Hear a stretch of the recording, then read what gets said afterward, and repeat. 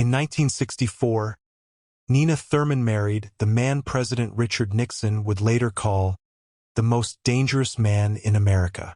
People imagine a love story when they hear that sentence. A famous psychologist, a beautiful young model, two extraordinary lives colliding at the height of the 1960s. The reality was far less romantic.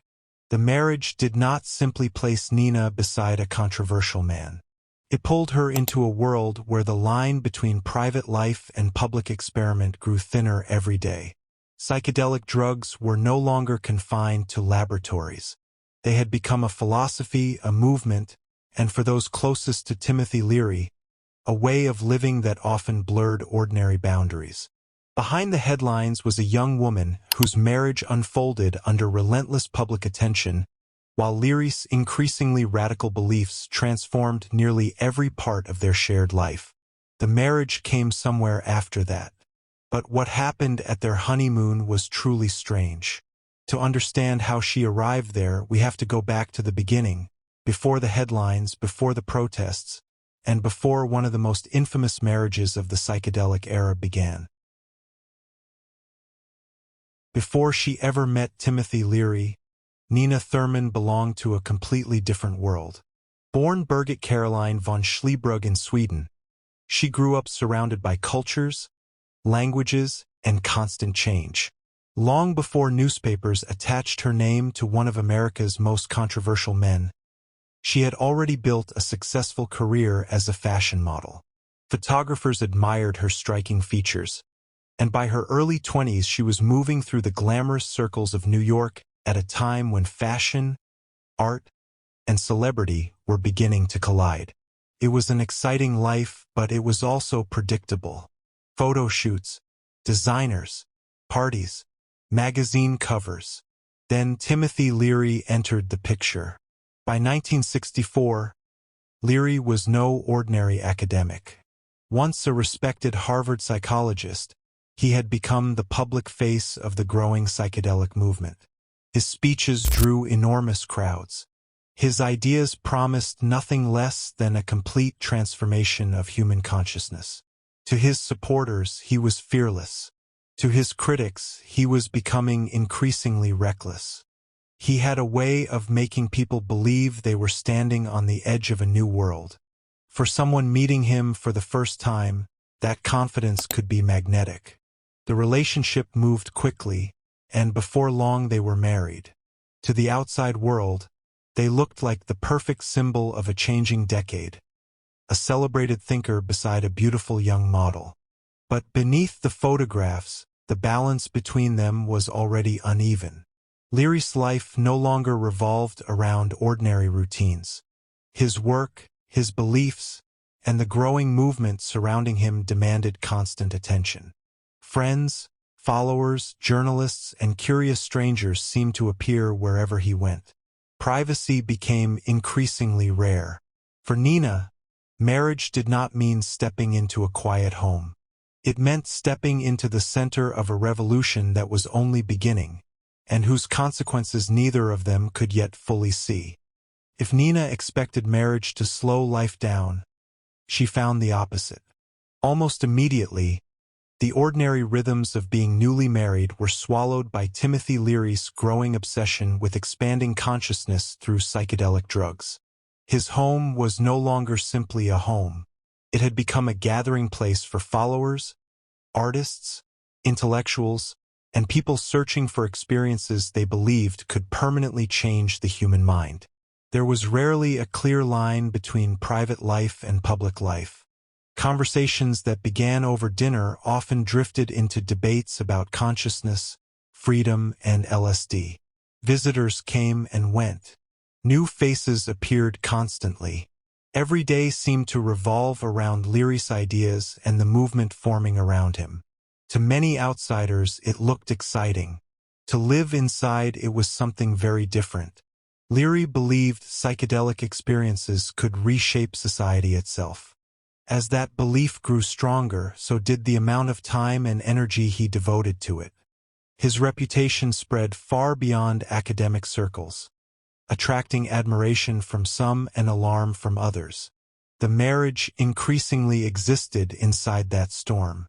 Instead of building a quiet life together, Nena found herself standing beside a man whose attention was pulled toward a cause much larger than his family.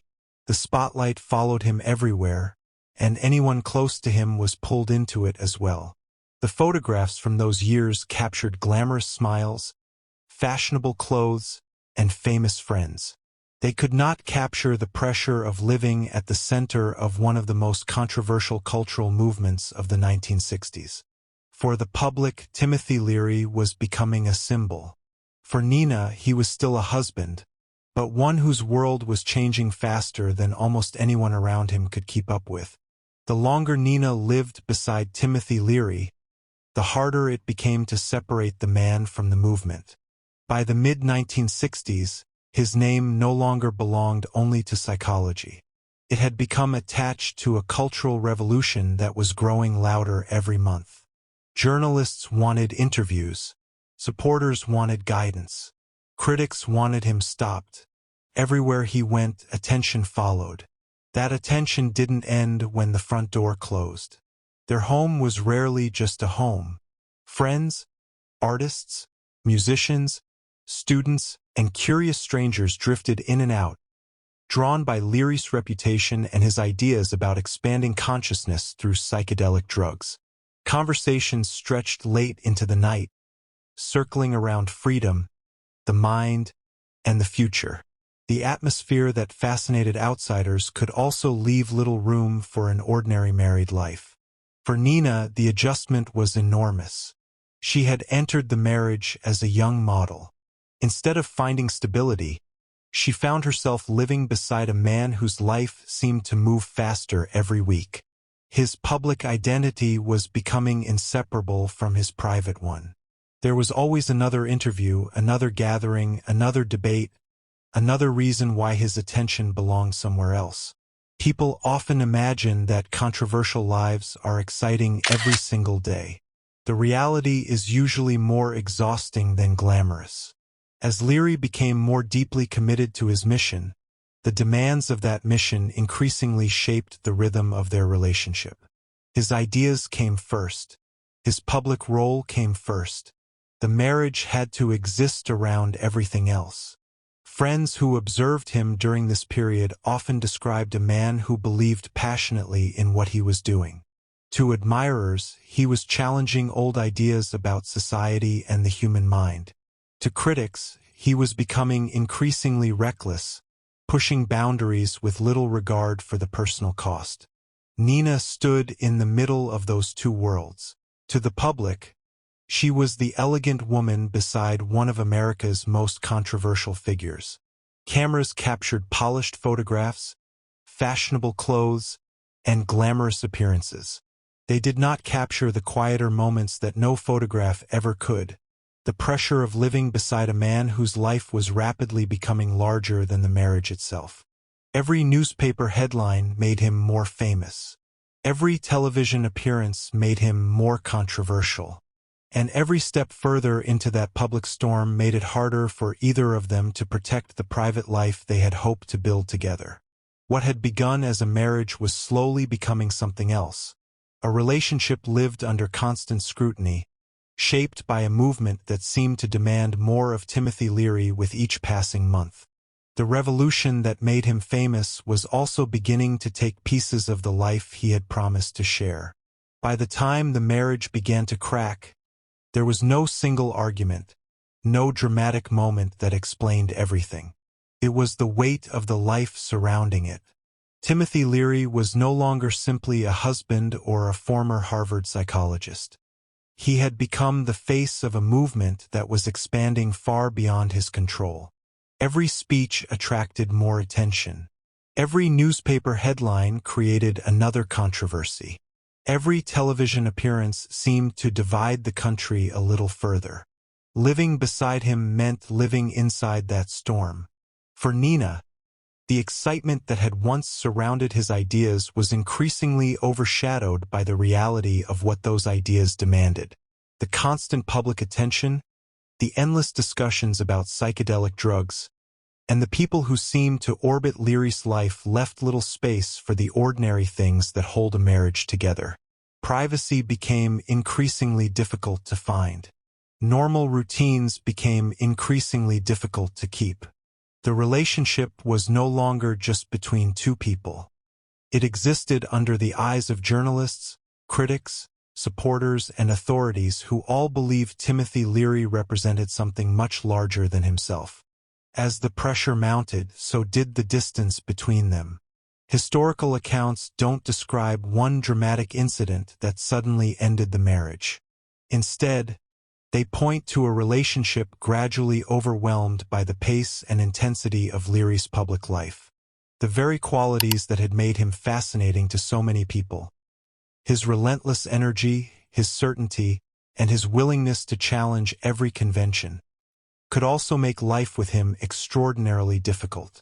Eventually, the marriage reached its limit. The two separated, bringing an end to a relationship that had lasted only a short time, but unfolded during one of the most turbulent cultural moments of the 20th century. For the newspapers, it became another headline attached to Timothy Leary's already controversial name. For Nena, it was something far more personal. She had entered the marriage as a young woman beginning a new chapter of her life. She left it having witnessed, from closer than almost anyone else, how quickly charisma, fame, and a cause larger than one person could consume the foundations of an ordinary relationship. Years later, history would continue to remember Timothy Leary as a symbol of the psychedelic era. Nena's role would receive far less attention. Yet for a brief period, she had stood at the center of one of the most controversial chapters of the 1960s. Not as a spectator, but as the woman trying to build a marriage while the world around it was changing faster than either of them could stop. When the marriage ended, the headlines moved on far more quickly than the people inside them. For Timothy Leary, controversy never stopped. His name continued to dominate newspapers as his battles with authorities intensified. His speeches became bolder, his public image even more polarizing, and before long he would become one of the most recognizable and controversial figures of the counterculture. For Nena, the path led in the opposite direction. Rather than remaining in the center of that world, she stepped away from it. History often remembers the loudest person in the room. It rarely remembers the people who quietly walked away. In the years that followed, Nena rebuilt her life outside the movement that had once consumed so much of it. She later married businessman Robert Thurman, who would become a respected scholar of Tibetan Buddhism. Together they started a family, and she became the mother of Uma Thurman, who would one day become one of Hollywood's biggest stars. It was a life almost impossible to predict from the chaos of the mid-1960s. Looking back, her marriage to Timothy Leary occupies only a small chapter in her life, but it unfolded during one of the most turbulent cultural revolutions of the 20th century. She had witnessed, from closer than almost anyone, what it looked like when a man's public mission grew larger than his private world. Meanwhile, Leary's story continued through arrests, prison, escape, exile, and an extraordinary return to public life years later. Those events would cement his reputation as one of the defining and most divisive figures of his generation. Nena chose a different legacy. She did not spend decades trying to relive that chapter. She built another life instead. Perhaps that is the most overlooked part of her story. People still remember the man Richard Nixon called the most dangerous man in America. Far fewer remember the young woman who stood beside him before the legend reached its peak, and who quietly chose a different future once that extraordinary chapter came to an end.